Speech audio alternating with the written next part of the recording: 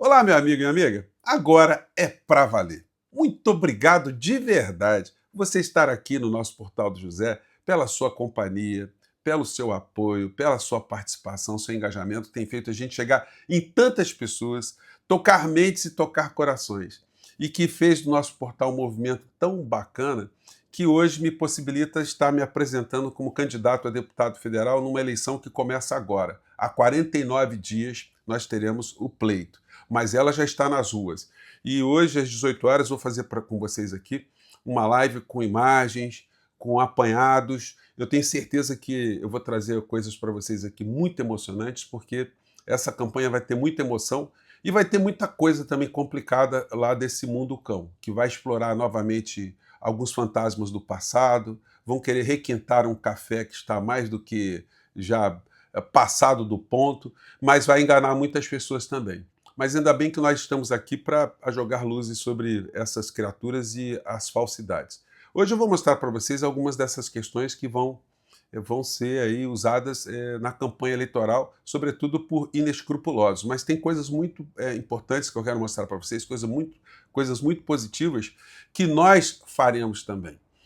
Hoje eu confesso a vocês que eu acordei com um sentimento diferente. Eu fiquei assim sem saber o que eu estava sentindo, porque era uma coisa assim que eu só tive essa sensação quando eu era muito criança. Quando os pais programavam algum tipo de viagem, ou a gente viajava de trem, né? Às vezes eu viajava de trem de Belo Horizonte para São Paulo, ou de Belo Horizonte para o Rio. Era uma coisa muito legal. Tinha o trem que tinha o nome de Santa Cruz e o outro Vera Cruz. Era uma coisa assim fantástica para nós enquanto crianças. E às vezes a gente viajava de carro também, ou de ônibus, né? E eram sempre viagens que a gente nunca sabia exatamente para onde nós estávamos indo, que os pais programavam. A gente era criança, a gente era meio que carregado. Então, se você já sentiu uma sensação como essa, você deve imaginar mais ou menos o que eu estou sentindo agora.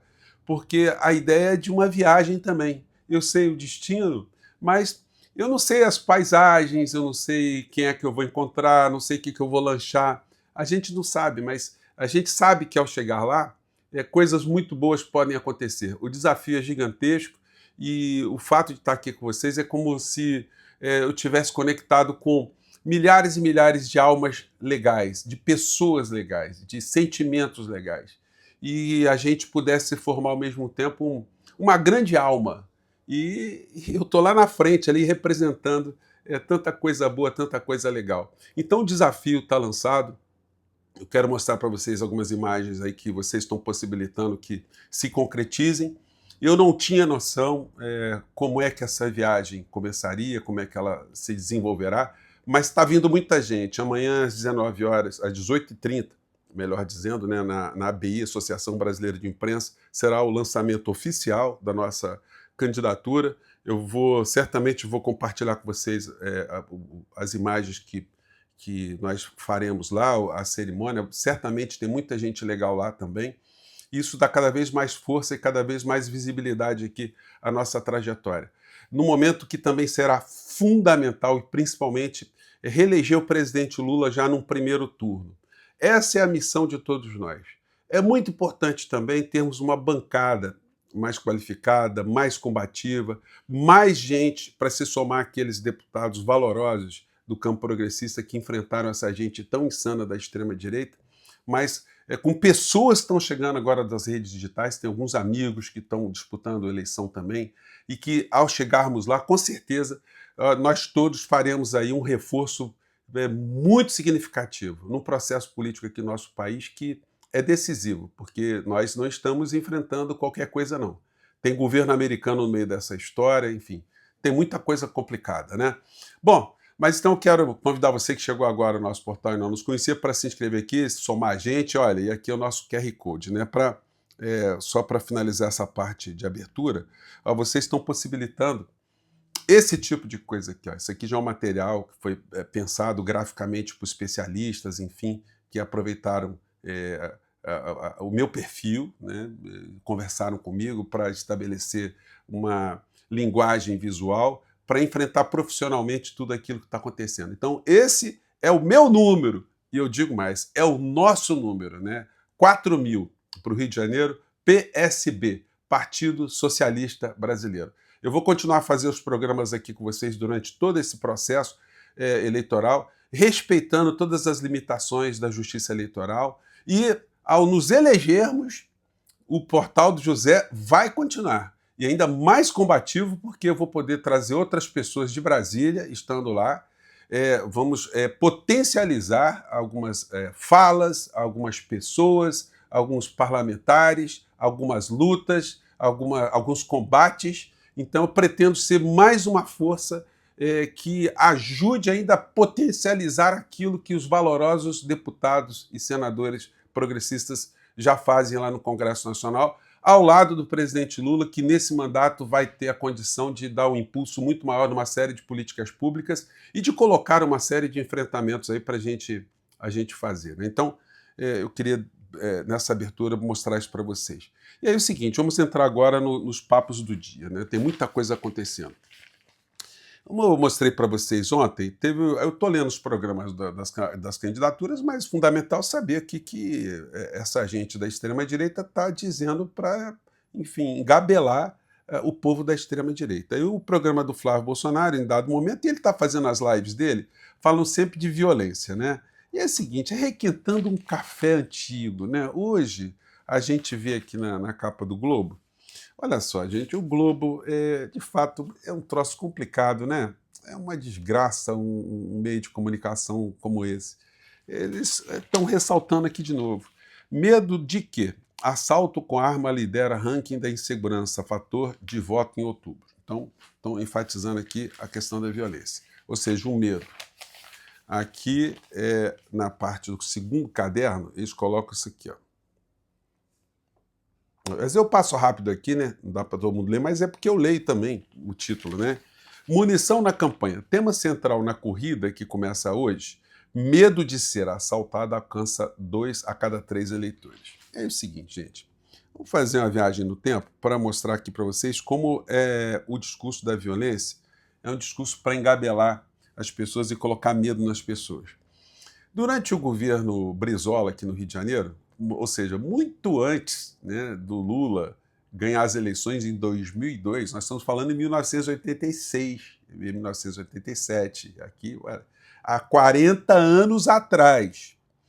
Como não se podia atacar o Brizola pela questão da corrupção, porque ele era uma pessoa que não tinha nada, absolutamente nada, então se pegava o governo dele, como ele era um possível candidato à presidência da República, se o Brasil se redemocratizasse e tivesse eleições presidenciais, então se atacava alguns pontos para deixar a sociedade com pânico.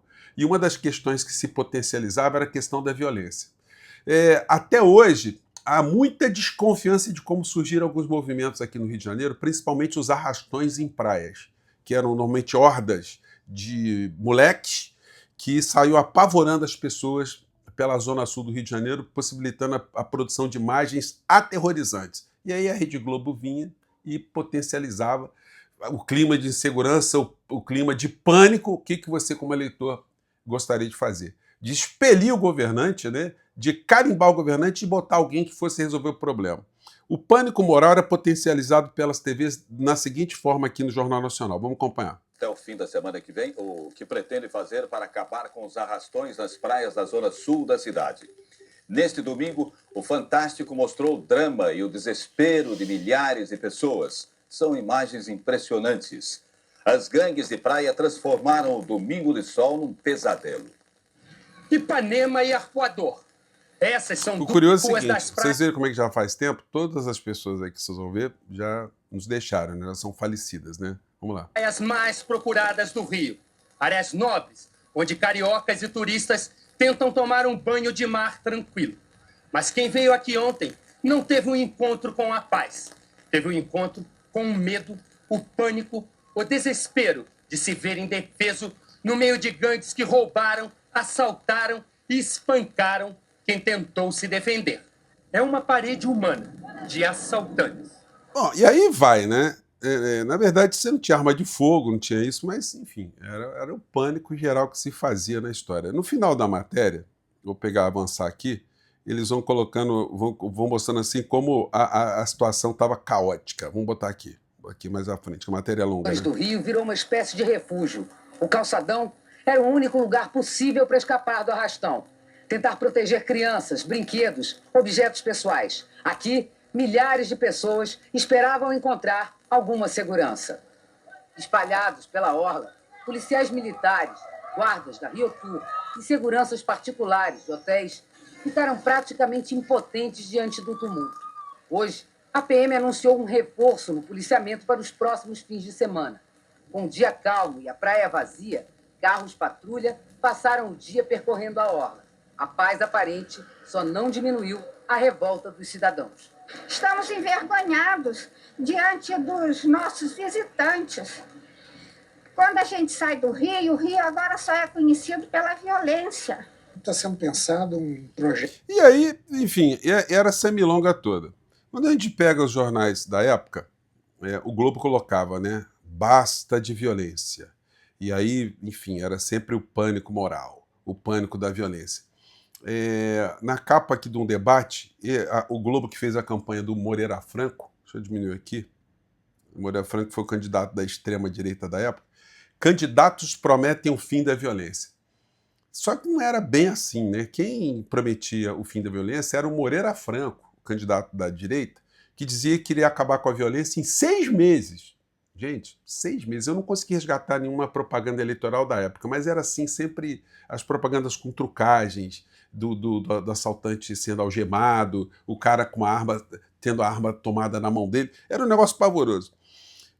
O Darcy Ribeiro, que era o candidato do Brizola na época, ele estava projetando fazer 500 escolas em tempo integral, como uma ferramenta de começar o combate à violência na raiz. Então, eles misturavam, né, uma coisa que é combater a criminalidade como combater o crime, que era o que o Moreira Franco colocava. Obviamente, ele ganhou as eleições se aproveitando desse pânico das pessoas. Moreira reafirma a promessa de eliminar a violência.